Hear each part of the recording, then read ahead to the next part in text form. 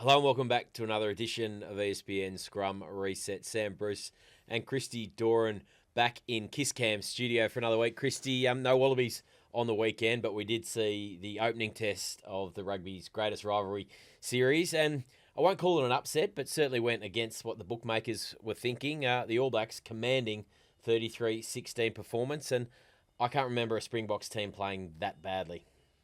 Oh, I can. Maybe a year ago when the Wallabies ended up just coming from, about 21 or 22 points. Well, they fell in a heap that night. Just think this whole game they were ordinary. Yeah, that's probably fair. It was an amazing victory, though, from the All Blacks. They just won the big moments, didn't they? And be it Malcolm Marx dropping the ball over the line, the scrum with the Safa Amur coming on and immediately making a difference there.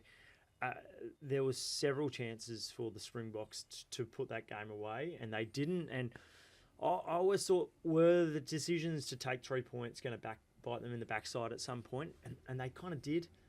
And certainly the selection did for Rassie when he lost a couple of guys early, including Kurtley Arnster after 9 minutes or so. Yep. Interesting to note that he's back for this. He's back, yep. For this second test.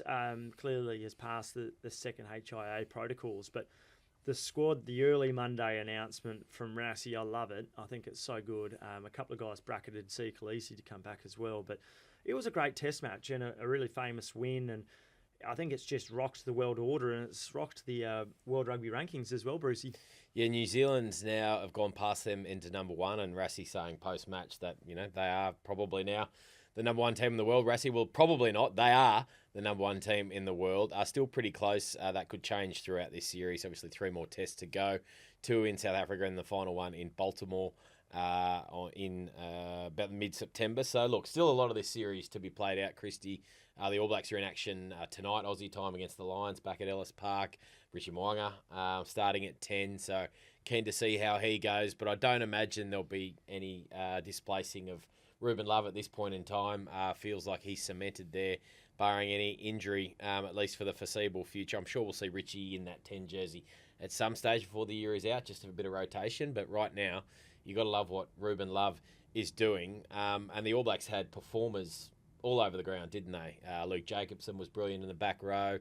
The bench, Fletcher Newell and Safa Amur came on and made a huge difference to the scrum after they were monstered for most of it, and you wondered how that they were going to get out of that game, given the scrum pressure and the domination that the Springboks did have. Contributors, Will Jordan, couple of tries, brilliant breakdown, turnover, won the penalty there at a key moment in the second half. You could go right through the team and say, look, this was a really complete All Blacks performance. Yeah, I'm going to go, my 2 picks for the match were Geordie Barrett and Fabian Holland. That charge down was obviously immense. He made a crucial turnover as well in that second half. The line-out was pretty good. The Springboks just lacked that detail, didn't they? And they almost looked a bit rusty. Were they short of a run? Well, they were, weren't they? We saw the selection, and this was. I got a text message on the Saturday morning going, "How do you see this one going?" I was, geez, it's hard to predict these sorts of matches. But one thing I said was, I think the All Blacks will be better prepared. They've been very. The selection's there's been a lot of continuity in that throughout the Nations Championships. They were challenged whenever they're at home. They're challenged, but certainly against France and Ireland at Eden Park, where the fortress remains.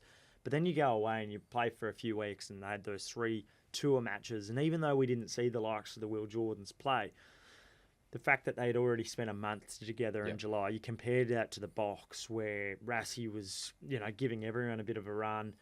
Even against Argentina, a lot of the key players that took on the EABs in that first test weren't featuring, and certainly not for the long times. You look at the Grant Williams and Sasha Feinberg and Ngomazulu, it didn't look like they were working in harmony. They weren't in sync, were they? No. And we saw that several times. Okay, that knock-on was pivotal when Sasha has tried to run crash ball almost, wasn't it? And Grant Williams had kind of faked that dummy to begin with, and then just thrown it to his top left shoulder. And maybe he takes that on a different day, and maybe on the training paddocks. But he drops that, and that's another opportunity that went awry. So it was a heck of a contest, though. I really enjoyed the game. I enjoyed I didn't. I've got to say, I kind of enjoyed seeing some of the Springbok fans Not the just same cry faces into we their saw castle against logo. the Wallabies last year. Just utter disbelief. I think going there expecting their team to win. Clearly, they are 1 and 2 in the world, so there are no guarantees, particularly when these two teams face off. And but they were just terribly poor inside the attacking 22, weren't they? They certainly had enough opportunities and territory to keep pace with the All Blacks and take the lead there early in the second half before the All Blacks pulled away. But you think Malcolm Marks dropping the ball when they destroyed the All Blacks small there close to the line, has it ripped free by Geordie Barrett, I think it was on that occasion. Massive play. You mentioned Feinberg and Gomazulu. There was a couple of turnovers. New Zealand won over the ball, and then that scrum when the game kind of flipped on its head with Newell and Almua coming on, and up until that moment, the All Blacks had complete domination at the set piece. And look, I'm not going to sit here and pretend I know what's going on the front row, let alone the scrum, full stop. But it did kind of feel like Matthew Carley got that one right. There weren't too many objections from the Springboks at the time, I thought. And even Rassie post-match said, yeah, I think we did swing around and push up around the corner. So walk around the corner. So, look, I think they'll be... The last couple of days since that game, look, guys, these are pretty simple fixes for the Springboks. Like dropping ball as simply as they did and as often as they did. Their breakdown work wasn't up to scratch. They were late arriving on a number of occasions. They are minor tweaks. Now, Rassie has gone and made a number of changes, and the old Baxton naming the team on a Monday, as he said he would do on Saturday, I think, in the post-match presser. So, look, it's going to be a fascinating second test this weekend, but I don't think it's, Springbok fans... You're in an absolute hole here. These are easy fixes. If you get them right, I think it'll be a much closer second test. Well, you look at the team selection and you go, well, maybe it is panic stations, but I don't think it is at all. I think that he's actually corrected some of the misselections before, and I think of Thomas Tutoit coming onto the bench now. He arguably, or Wilco Lowe was superb, wasn't he, during his 50 minutes or so, but Thomas Tutoit's is a world-class tight head prop. He helps. He'll help immensely. Andre Pollard, just the experience, the composure there, wearing the 10 jersey. Ethan Hooker is a supremely good talent, isn't he? I don't know if he was Breakthrough Player of the Year last year, but he was almost nominated, wasn't he? He played in Wellington, did he, against the All Blacks? Scored a try too, maybe, yeah. Yeah. So he's very good in the air, a bigger presence, no Cheslin Colby. But I like what they've done, and obviously Sia Khaleesi's been bracketed, so if he's fit to go, that'll help from a leadership perspective. So I like what he's done there. You're right, all your comments there before. Even the Grant Williams forward pass, on the try line there, you take those couple of moments and suddenly, before half time, they bombed a couple of moments there too. So they are minor tweaks. They had absolute scrum ascendancy with the exception of the one that Carly rightly pinged. And I thought Carly was very good. I agree, yeah. And I'm glad that he put Mike Adamson in his place. A couple of times.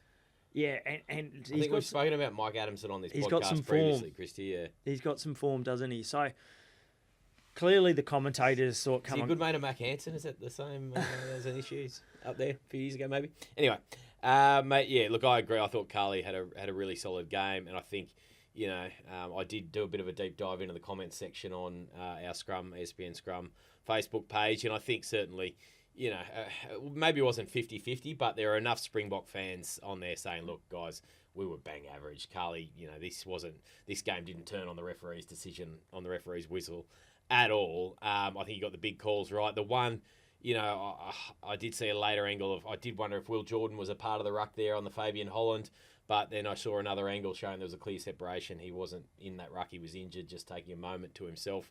I think that call was right, but just how similar it was to the even Etzebeth charge down in the opening minute of the game, certainly naturally Springbok fans will make that comparison and say, look, come on, it's virtually the same here. So, I thought that was fair enough, the Fabian Holland try. I think he got the big calls right, the yellow cards. Absolutely, no doubt about those two in the second half, and that kind of sealed the deal for the All Blacks there, didn't it? Really, they stayed down there, got the try to Jordan, and then did enough to close it out pretty comfortably. How good is Dave Rennie just using Tupou Vai there at blindside. I love just the space. And how he was positioned early on in that first 20 minutes in particular. He was just absolutely hugging the tram tracks, wasn't he? They clearly isolated something there. We know the Springboks bring the rush defence. Everyone knows that. That's no secret. But then being able to find that space and execute and get your players into that space with room to burn and clear air is a different matter altogether. Yeah, and he ends up putting Josh Mulvey away for what was a really, really crucial try. He was excellent. The Artie Severe cut-out pass to Will Jordan. There was a couple of superb moments of play there. I loved the Cam Roygaard pass to begin with, which puts Will Jordan, cutting out 3 or 4 of his teammates to fire a bullet left to right pass there to Jordan. They were clinical inside the opposition 22, and they were everything that South Africa weren't. So, down to Cape Town now, it'll be an intriguing test. You mentioned that there probably won't be too many changes. Obviously, a couple of injury-enforced ones. Yep. With Ethan de Groot, who did look like he was right from the outset, didn't quite get over the gain line. He had been sick throughout the week. Josh Lord, obviously, a concussion too. So they did very well to adjust, and South Africa clearly didn't. It was a bizarre... Rassie's admitted it. He spoke about it last night, that he probably didn't get the selection right. But he said more often than not, the 6-2 or the 7-1 has worked in their favour. This was perhaps the one exception where it didn't. You end up having a replacement hooker coming on at loose head prop because he's not been happy with the work there that was done. You saw Andre Esterhausen, who's been deployed as a flanker in the second half, have to come on early at inside centre off the back of Kurt Lee Aronson going, and Damien Diolande shifting to outside centre. So things really didn't work for the Boks right across the board. But given that it was, 13-12 at halftime, it was 16-12 and then 16-19 for a long time, they were in this contest for the first hour, weren't they? And given how poorly they were, that's the confidence that they should take into the second test, knowing that 1 or 2 tweaks and they can definitely seize the upper hand. Do they bounce back? Do you think they get the win this week, or do the All Blacks go up 2-0? I think they do. But if they don't, I don't think you start going the Boks' domination is over. I think this series is just magnificent for what it is, for the long form tours again. Yep.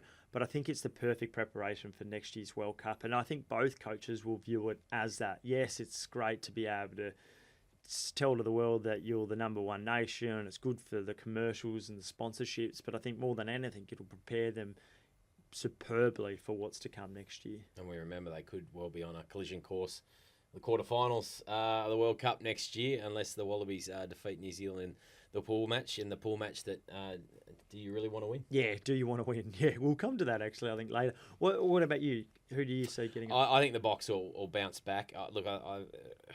It'll be narrow, though. It'll be tight. I think sort of probably... I don't think we see 30 points. I think sort of maybe around more sort of 25-20 in that realm. I think it'll be a tighter test match. The selection pollard probably hints at that, doesn't it? Exactly. I think they'll play a little bit smarter. The Springboks Springboks narrow things down a bit and probably revert a little bit more to type than they were on the weekend. And just the All Blacks, they've had wins in South Africa in recent years under Ian Foster, and Robinson dropped a couple. He back-to-back there. So 24 they were, toss of the coin games, weren't they? Very close. Test matches. And I think, the big takeaway here for the All Blacks is how much better they are in that final 20 minutes, because that's when, Razor was having all those issues, wasn't he? He couldn't quite get the impact off the bench that he needed, and they were in winnable positions, and then would lose games that, they may not should have won, but we're in certainly a great position to do so. So look, Dave Rennie era is flying, and we see as a result the questions are going back to Rugby Australia's decision at the end of 2022. Look, we've spoken about it enough on this podcast already. Everyone knows my status. I wouldn't have made the call, but there were definite issues within that Wallabies playing group at the time. Yeah, they absolutely were. The last one I just want to say about the Boks, Dean Fury, he's back at 38, 39. He's like the oldest Springbok to come out, so that's amazing in itself. He can play in the front row and the back row. But yeah, on Ren's, It's just a completely different. Like, you look at this New Zealand B side that's coming up against the Lions. You got Mwanga at 10. You've got Bodie Barrett at 15. You got Samisoni Tokiaho at hooker. Like, the depth and the quality of player is, they would walk into most international teams, including the Wallabies. So I don't think Renz was coaching badly per se. I don't think he handled the 10 merry-go-round particularly well, maybe even at 9 too. But it's chalk and cheese, the quality that Rennie's got compared to what he was coaching the Wallabies. And we've got to remember, this is a Cook Island New Zealander who's coaching his homeland, who knows the pathways, knows the system. He's got D-Mac, who he spent 5 years with the Chiefs before he went up to Glasgow. So, of course, he should be coaching better, and he should be getting more success, because these are his people.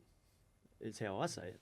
Yeah, and I think that's fair enough. And look, I think Dave Rennie, he's a good fella. He's a good rugby man. Yeah. Absolutely no grudges. From the broader Australian rugby community, what about what he's doing? I mean, look, he is coaching the All Blacks now, and that takes on a certain... It's worked out better than he could have ever possibly imagined being sacked. And yes, Australians are rightly going to go, geez, I imagine this World Cup in 23 could have been different. But, you know, if you're not winning the World Cup or you're not making the final, I don't think you're ever saying really it's a success anyway. Yep. So would Australia have gone that far? Who knows? Probably out of the quarters and not much further, but certainly a sliding doors moment in world rugby. Nonetheless, all right, mate. Wallabies flew out for Argentina on Sunday afternoon, and a couple of changes in that squad which came after we recorded the pod last week. The big ones being Lenny Katau and Joseph Akuso-Suali'i back in. Ultimately, the kind of response was, are we, is this another sign that we're going to see this shift that we think is coming at some point in time, given Jock Campbell was the unlucky player to drop out alongside Josh Fluke, thank you. Two guys who are heading offshore next year anyway, or Jock Campbell not announced, but my understanding he's going up. Yeah, he's going to Japan. He's going to be joined, I think, Hunter Paisami up at the Blue Revs. Yeah. So, look, we've laid it out previously. We don't need to dig into it too much here. Probably, if we start, just a quick one on Joseph, after saying that. No need to really rush him back if this hamstring is still, a little bit short of where it needs to be. We saw what happened earlier in the year with the Waratahs. He has had a checkered injury past since his switch from rugby league with the Waratahs in particular. Probably only played about half the games he could have in 2 seasons. So look, it'll be interesting to see the team selection later this week. It'll come Thursday night, Friday morning here in Australia with 5 a.m. kickoff Aussie time Sunday morning for this first test against the Pumas. But interesting to see which way Les Kiss goes. We know about all the changes we saw in Townsville, particularly in the pack. Do we go back to more what we saw in Tokyo, or a bit of a blend from those 2 test matches? Yeah, that'll be the fascinating one. Is there's definitely going to be changes to the pack, you imagine, but the midfield in particular, does he immediately bring back Lenny Katau or and Suali, or does he give another opportunity to Paisami and Isaac Henry, who we spoke about last week, and clearly they were both very good. My little bits of mail and the squad, I don't think has been chosen, the match A squad anyway, for the test, but I think there's a thought that he might run with a very similar backline. Okay. And if that happens, then I think that's a good idea, because you get another opportunity to find out a bit more against a better side than what is Japan. We know Japan's ranked at number 12 in the world. Clearly, they weren't able to keep pace with Australia for a second straight week.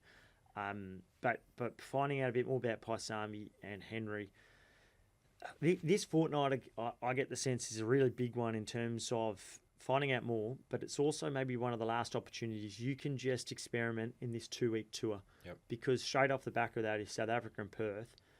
And I'll tell you what, if the Boks were to go down to the All Blacks again, well, that Rassie Erasmus will be rather disappointed, I imagine, and watch out Australia in Perth. But then it's a Bledisloe series, and you can never experiment in a Bledisloe series. You've got to be trying to win that back, don't you? So I see this as a moment where perhaps you almost group the 2 teams in 2 different weeks. Maybe that is a Paisami Henry get another crack, and then a week later is it Paisami and an Ikitau at 12 and 13? Do we see that first opportunity with Ikitau back at 13 now? He may mention it when he was speaking to the press the other day that he has no issues going back to 13. I've said it in the pod before. I think that's his preferred position. And I just think that allows him to play a little bit wider. Defensively, he's excellent in that area. Probably makes better decisions than Suwali does. But also it allows him to use that flick pass rather than his ball playing, which he's not much of a ball player at 12. I think Paisami does that better than he does. So, yeah, that's how I see it to begin with. Carter Gordon's a no-brainer at 10. Do you try to bring Dylan Peach in at some point to get an opportunity over maybe a Harry Potter who's been very good over the last few weeks? But I imagine the forward pack there'll be a lot of changes. What would you do? I'd like to see Tom Hooper. I think this week would be the perfect perfect opportunity rather for him either at lock or 6. I don't know where. Probably 6 maybe. I prefer him there slightly over in the second row. I think Josh Canham has been a revelation, really, hasn't he, this year? So a bit of a lock there. Excuse the pun at number 4. And that tight head lock is the interesting one. Who partners him in that second row? Well, Jeremy Williams had a couple of cracks off the bench. Off the bench. We know Lucan started in that second test in Townsville. So, look, I'll be interested to see what happens there. Bobby Valentini obviously be itching to go after having that second test off. You'd think Fraser probably comes back in ahead of Carlo, despite Carlo being brilliant over the ball, as we know he is just about every time he takes the field in Townsville. So, look, it's a really intriguing week of, I think, intriguing fortnight of selection, really, Christy, because we know they'll have probably Tupou and Hooper for South Africa, and then that'll just about be it for the year in terms of until they get to that second block of the Nations Championship. So guys that'll be keen to have a run in those couple of games. And look, it's 7v8 in the world. We know Argentina are one spot above the Wallabies. I think it's about 0.6 of a ranking point separating the two. So Australia could jump in front of them. I think there might have been a slight change in how the rankings have been measured. I read the other day. I admittedly didn't dig into it any further. I probably should have. But I think a win this weekend would certainly see them go in front, even with that changes if they are in fact genuine. So I'm really looking forward to Sunday morning, early start. But 8 tests to go for the Wallabies in 2026. These two, South Africa back-to-back against the All Blacks, and then 4. So it must be 9 tests then, because they'll play the rankings game at the end of the Nations Championship as well. So, look, this is really the start now of Les Kiss's proper campaign. Genuine tests against teams ranked ahead of him, or ahead of Australia, rather, all except for Wales at this point in time, because they've got England, Scotland and Wales in November. So, look, we like to do this on the pod and create a bit of a line of a bookmaker, where might be the line for the Wallabies for the rest of the season, and what, is a pass mark, given these teams are all ahead of them on the rankings. Would 4 out of 9, I mean, that would be pass in the terms of mathematics, but where do you think, what's attainable and what should they be shooting for? I think you want to be having at least 4 and probably 5, to be frankly honest. But the fact that they've had these 3 straight wins in a row allows them to kick on and get a bit more momentum. And if they find that against Argentina, it's not like you have free hits over the next month, but it just allows you to breathe for a moment. Yep. So their training wheels are completely off now for Les Kiss. This is proper test footy coming up. I think at the back of his mind, when we're talking about the big week of selection and the big fortnight of selection, is noticing what went wrong at the back of last year. And even though Joe Schmidt had spoken about before leaving Sydney that they were conscious of the workload, particularly off the back of a Lions series, around how mentally and physically draining that is, especially mentally, is they fell off a cliff and they were kind of worked and run to the bone there. And I think that Les Kiss would have noticed that. So this is why I think there's another example of why we'll see over the next fortnight a little bit of rotation so that they are not completely gassed by November, because that's the springboard into a World Cup Absolutely. year, albeit another 8 Test matches before we get to that World Cup. So it's a really, really big period. Yeah, I think probably you want to be getting at least one win in Argentina. I wouldn't say 2 is unattainable because, as you were mentioning before we came on air here, Argentina's missing half a dozen players. And you look I'll just go through them, Christy. No Julian Montoya, the hooker, and usual skipper Thomas Albornoz, who gave the Wallabies all kinds of headaches there a couple of years ago in that blowout Test defeat. Mateo Carreras, Santiago Chocoberas, the very talented centre, Bautista Del Gui on the wing, Marcus Kramer, who's long been the hard man in that back row, usually at number 7, and Joaquin Oviedo, who's a really talented number 8, whose brother I think is in the squad and plays for the Force. So look, they are some key outs. Still got Pablo Matera there, who is the talisman of that team undoubtedly.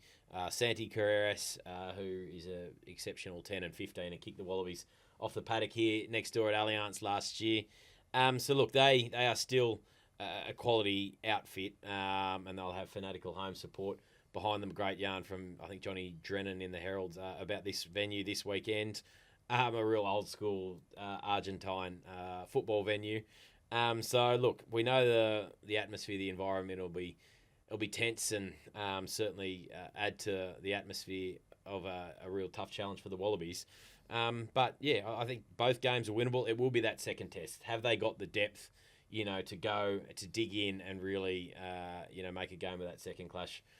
Because the last 2 times they've been through there, they've been blowout defeats, and really Australia have just run out of legs in that second half. They've been ugly defeats, haven't they? Yeah, but 22 and 24, they've walked away with 1 win and 1 defeat. So certainly they'll be eyeing 4 on the trot. If they do that, it'll be the first time since 2021 when Dave Rennie took them to 5 straight victories, 2 against the Boks, 2 against the Argies, and then Japan on the way up to the north. So, yeah, it's a big opportunity for them, particularly given how much of the cattle the Pumas and Felipe Contempone is missing. You look at the Wallabies, like they're running high at the moment. They've got the only real guy that they're missing from injury is Will Skelton. I know that there's others that are on the injury list. You got your Tom Liners and your Blake Shops, but you've also got of the 11 that I counted yesterday, guys like Henry Robertson as well, who's Ethan Dobbins, who haven't even been in a Wallaby squad before. So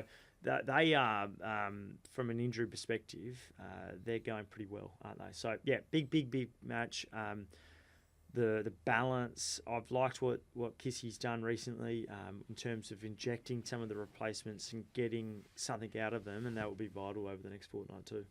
For sure. Can't wait for that one.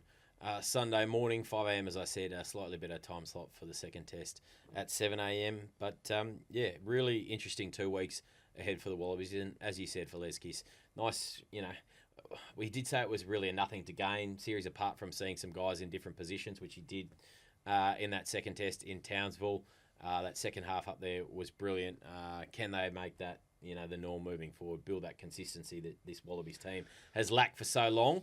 This is a great opportunity to do it on the road, all together, a bit of fun on tour, but also 2 games that are absolutely winnable, but doing it is a different matter altogether. Yeah, and I'm fascinated to see the style that the Wallabies play, because they played a fair bit of rugby in both those last 2 tests, but you look at the tries that were scored, particularly in Townsville, and then a few weeks earlier in Perth, they were very much the forwards scoring, pick and goes.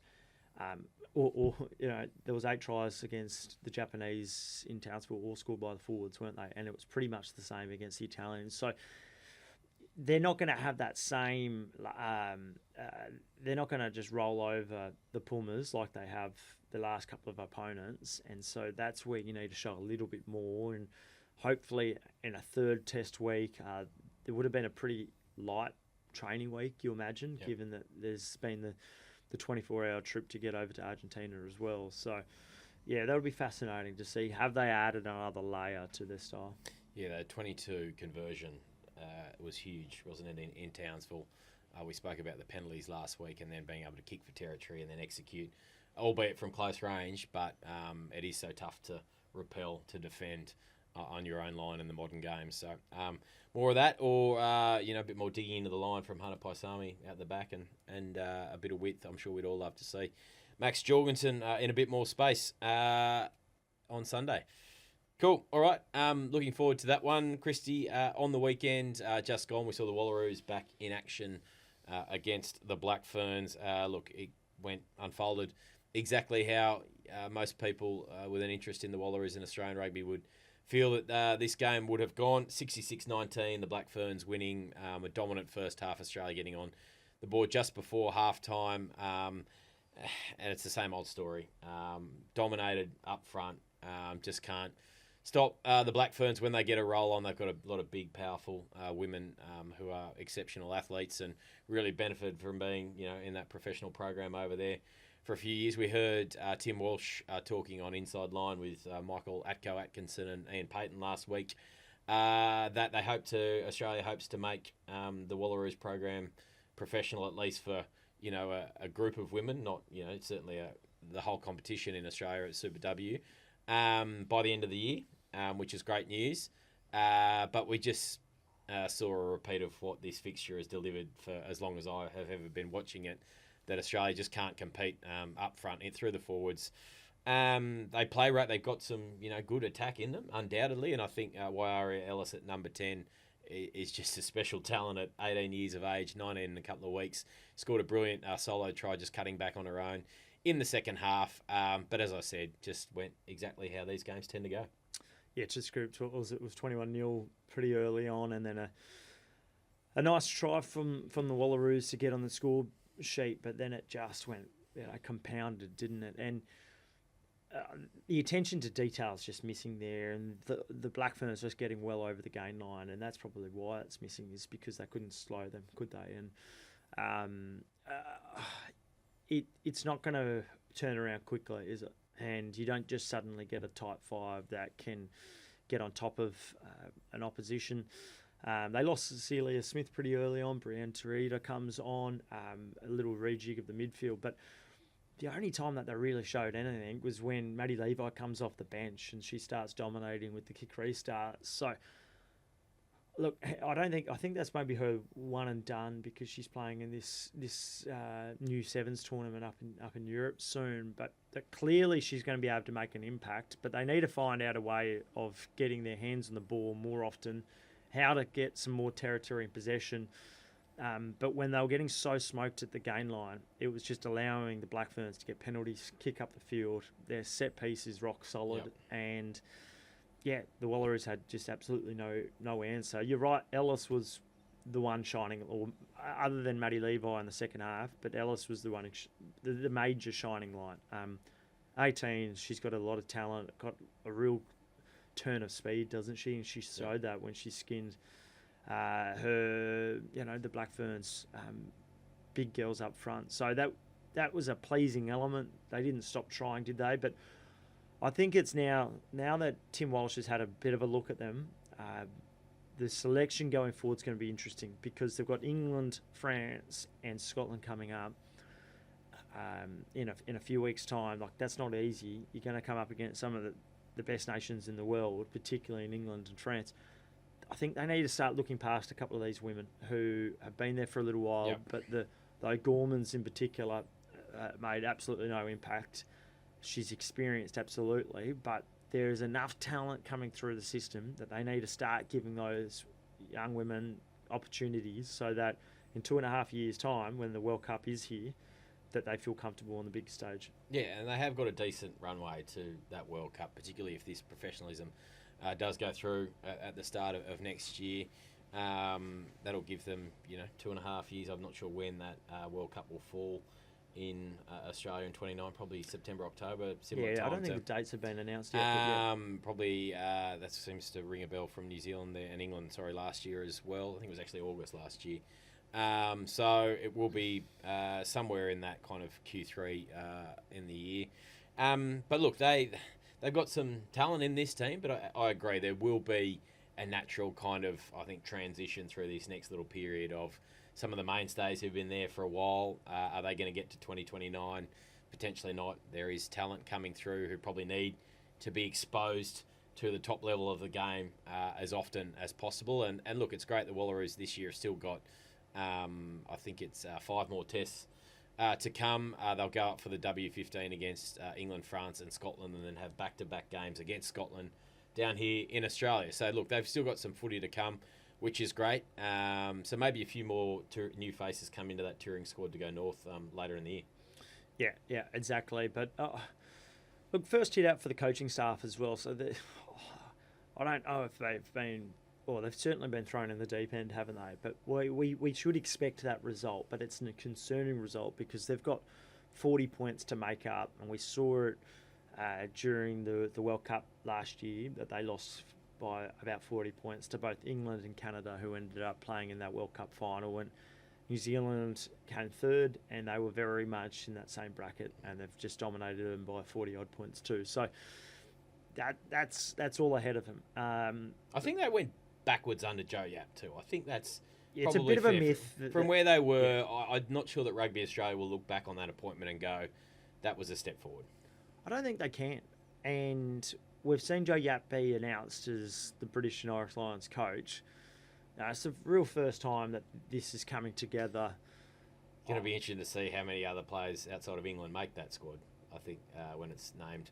Is that next year that happens, that tour? I think it is. Just how much better England are than everyone else in the home unions, and they should be. You know, they've shown it on the world stage for years and years and years now. So, but you're right. I don't think they went forward, and at the very best they plateaued, and maybe we saw other teams continue to kick on. And I think Tim Walsh will bring a real realistic approach to it. He's used to winning, or at least competing in the last days and the last matches of World 7 Series. So the expectation will be this side turns around. It won't happen overnight, as we said, but this is the great conundrum around what they do with Super Rugby women's competition next year. I've heard several different things about what might occur. Maybe it stays the same. Maybe they become more of a hub sort of system where they take on each other a fair bit more on the East Coast, and then they take on the Kiwis too. Okay. I think this is all being done. It is being discussed though, which is good news. It's being discussed, yeah, but you know, at the same time, we're now going to see half a dozen players go up and play in the English women's competition as well, and that's what is it, 20 weeks or so up there. So, I don't know, is the talent going to be here? At the very least, you need to be identifying, you need to be growing the base, but they need to be doing absolutely everything they can to get this tight five in order, particularly the front row. The scrum held up reasonably well against the Black Ferns. The line out, they didn't get many opportunities, but they had a couple of cracks there as well, and they did okay in that area. So there's some of the fundamentals that aren't too bad, but their attention to detail, certainly around the ruck, got completely exposed in the later and the longer that test match went on. It was perfect conditions to play, and the Black Ferns were just way too quick and fast and played with tempo, and they caught the Wallaroos napping on several occasions. They sure did. As I said, a few more cracks for the Wallaroos to come later this year, and yeah, just keep an eye on that squad for the W15. There might be a few more new faces come into that as Tim Walsh takes a longer look at this squad and just exactly where the Wallaroos are at in his mind. All right, mate. Maybe just a quick update on the Waratahs are at. Obviously, the news last week was confirmed at last that Michael Cheika would take over on a 1+1 deal from the start of next year. Check wasn't at the press conference. But head of performance, BJ Mather, and also the chairman, Tony Crawford. I know you're out there. A couple of great questions asked around whether this is it just a sugar hit for Czech? Are we going to see a bounce next year and then he moves on potentially or the year after, and then it's just back to the same old issues for the Waratahs? What did you take away from that press conference? And I guess, are there any updates on, Stephen Hoyle's being firmed up as his senior assistant? We've seen Wycliffe Parlow also mentioned and broader kind of coaching team, what that may look like come 2027. Yeah, I don't think anyone really walked away feeling like an abundance of confidence off the back of the interview. BJ Maher's pretty softly spoken, first time speaking to the media, and yeah, I think there's an acceptance that it is a bit of a sugar hit, but at the same time, it's the right sugar hit, and they're going to hopefully work out and have a long-term plan. And I think that is still Steve Hoyle's to take over, and that's being nutted out at the moment. So in the sense that the length of a deal would be for him. Interestingly, he and Lockie McCaffrey had to present to the Waratahs management, but also there was players that were involved, and some very young players, in guys like Max Jorgensen and Joseph Akusa-Suale, where he had to kind of present ideas to them late last week. Hang on, those guys sat in on the panel that was in front of this presentation. Effectively. Yeah. And yeah, I think that took place on Thursday or Friday. And Steve Hoyles didn't have to officially present, but also spoke to them loosely around, some of the direction. I think it's incredibly odd when you're involving guys who are 21 and 22 to be sitting on and making a future around a coach and assistant coach, particular guys that have only been in Super Rugby for a couple of years, and they might have a heck of amount of potential. But I thought some of this kind of management, the system, how you get to this end point is really odd. But if they end up getting the right person, sure. Clevie Parlow is going to be the forwards coach. I think you'll see Steve Hoyles do the defence. It's whether or not they offer an attack role for Lockie McCaffrey. Check does it, or they find someone else, which is the interesting one at the moment. But there's every chance in the world that Lockie McCaffrey isn't with the Waratahs in 2027. I think that would be a bit of a shame, given that the defence for the Tars was actually pretty good this year. He's an ambitious coach. He's done, I think, quite well in a short amount of time there. But I think he will land on his feet wherever he does. We already know that Dan McKellar has. He's with the Black Rams. He's not an official assistant coach, but he's a long-term consultant who's going to be spending a couple of 100 days, I think, up at the Black Rams. So a bit of time with NTT, Red Hurricanes, I think it is.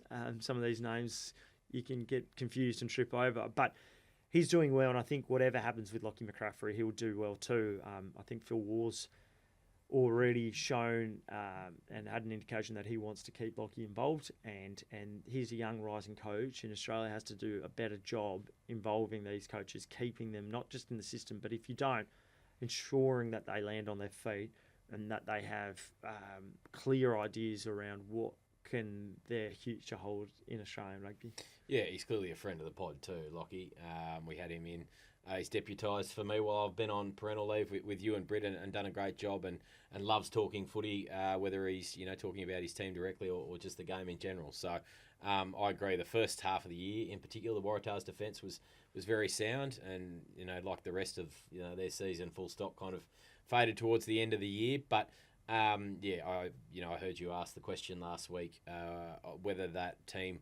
That wider team would be in place next year, and I think you basically got the response. Well, none of us can be guaranteed that we're going to be here next year, which isn't easy out. But look, ultimately Cheika will get who Cheika wants, and that'll be the end result. And that's fair enough. The coach should have the team that he wants around him.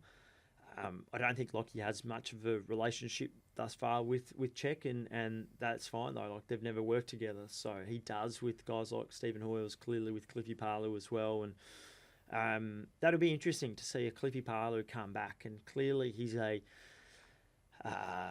revered kind of figure in these parts of the world. He will do a great job in that Polynesian space. For sure. There's not as many Polynesian guys in the Waratahs as there was with the personalities that they did back in the late period between 2013 to 2019, when there was the whole Israel Folau saga. You look at it now and it's a completely different looking squad, and even the demographic. But he'll help with guys like Clem Holoholo, who are coming through, who is a serious young talent that Dan McKellar and Lockie McCaffrey have done a great job bringing through. Dan Palmer's the other one we didn't mention. At this point in time, I think he's scrum coach, but maybe doesn't do the line out, but definitely does scrum. So it's not a bad coaching team, but there's still a little bit of work to go to get lines on papers. Two quick ones before we finish up. Have you heard of any player whispers in terms of who may be on the radar. They've got, I think, sort of maybe 3 or 4 spots still to fill in that squad. And also, are you a little bit concerned about how long Angus Crichton's been out for this season with a foot injury? We're not sure whether we'll see him back for the Roosters before the finals. He was interviewed on Channel 9 on Sunday. I think there was complications with that injury, had to get surgery in the end. He's going to be 31 by the time he laces up a boot for the Waratahs next year. Look, has been a brilliant player for the Roosters for New South Wales and Australia. I just wonder whether if he may have left his switch a little too late. It'll be a fascinating watch alongside Check, of course, Check's return next year. But I mean, if you're sitting in the Waratahs, inner sanctum right now, you would be just wondering, wow, is the body just starting to catch up with him with, I think it's, 200 plus games in the NRL plus Origins and international footy. Like he's played a hell of a lot of footy over the years. Yeah, serious enforcer though, isn't he? And if he does get his body right, and hopefully he does, then I think he'll add in so many different areas to that Waratahs side. They're definitely after another prop, another back rower, and another midfielder. And yes, Angus Crichton is going to be one of those 12s, but I think they need, and they're definitely looking at another one. Does Kurtley Beale go back there? I think the Force have now come back, and they're now, after basically telling him that he was free to look elsewhere, they have now done a 180, and they are interested in re-signing him, along with, James O'Connor's going to be unveiled there sooner rather than later. But does Check swoop on him? Because it sounds crazy, because it would be really bringing the band back together, wouldn't it? But they need another mid. I don't think you can rely on Angus Crichton to instantly hit the ground running. I don't think he's necessarily an 80-minute player in the sense that we don't know how he's going to respond to the injury. You want to play the game a couple of different ways. You don't want to just have a one-dimensional player and that's it. Beale, you could get him, I think, on the cheap. And if you're trying to unlock a Suwali potentially at fullback, well, he's the sort of guy that can help do that. Dual playmaker there.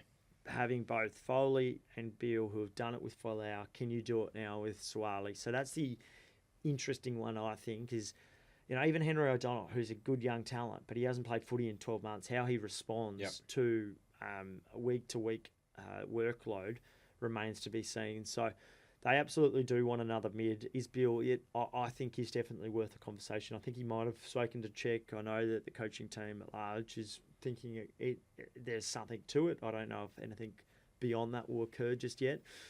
They were, with how slow they were getting the coach, and I say slow, like it's happened actually reasonably quickly, but when you don't have a coach for 2 months and you're trying to build and flesh out your roster, Isi Naisarani is going to go to the Drua, is my understanding. So they were keen on him, but unfortunately when Check is on board, and he clearly picked him for that 2019 World Cup, and they had already decided, look, no, we needed to wrap up our future. So that's one. But I'm sure with his connections around the world, be it in Argentina, coaching up in England, there'll be opportunities for them. But I don't think at this point in time they've really sat down and gone, yeah, this is the player. These are the 2 or 3 guys, because I think they've been trying to finalise their coaching side and set up. But that'll quickly change over the next week or two, I think. We'll watch this space. Quick one from me to finish off other state. PWSA Carnival out in Mudgee for the primary schoolers last week. It was a great event, by all reports, won by CIS, defeating Sydney North in the final. Of course, all the regional zones involved out there as well. The Sydney zones, and just a fantastic tournament as it ever is. But unfortunately, Christie was told that the merit team that they select that then goes and trains, because the Queensland con doesn't align up, they don't actually play anyone, but they were going to be charged to use the Waratahs facilities at Daceyville. This is the New South Wales PWSA team who want to go and have a camp and train in Sydney together for a couple of days to reward the 23-odd kids, I think it was, that were selected from that team. But the Waratahs, New South Wales Rugby, were going to charge them for using the facilities there. That is a bit of a shame, you would say, at the very least. Maybe one for Peter Murphy there, who's the CEO of New South Wales Rugby. But yeah, look, I think you're going to be doing everything you can to promote, make it as easy as possible. Look, Disappointing. Yeah, you have to say that. But at the same time, I don't know the ins and outs of that one. But yeah, it seems like a bit of a head scratcher. It does. Certainly had the folks out at Mudgee scratching their heads. But as I said, great little tournament out there for all the under 12s across the state. If you're involved, hope you had a fantastic time. One more. Shoot Shield, I was there on the weekend. East and Eastwood. East way too good. It's great to see a lot of Super Rugby players now back playing that. It took them too long for that to occur because they were training too much. They were training on Tuesday, so therefore they weren't going in on a Tuesday night for a big training session, which is the case. But a couple of cracking games, perhaps none better than Gordon and Sydney Uni on the weekend. Gordon coming from behind there. Ringer holding off Randwick at the end as well. So great time of year up in Hospital Cup as well in Queensland. It's a good time of year. Great to see some more professional footy players going around though, because all the boats rise because they're rubbing off with these guys. But you can see the class. Like there's a fair bit of quality on offer at the moment. And Teddy Wilson scoring a couple of more tries. Serious talent.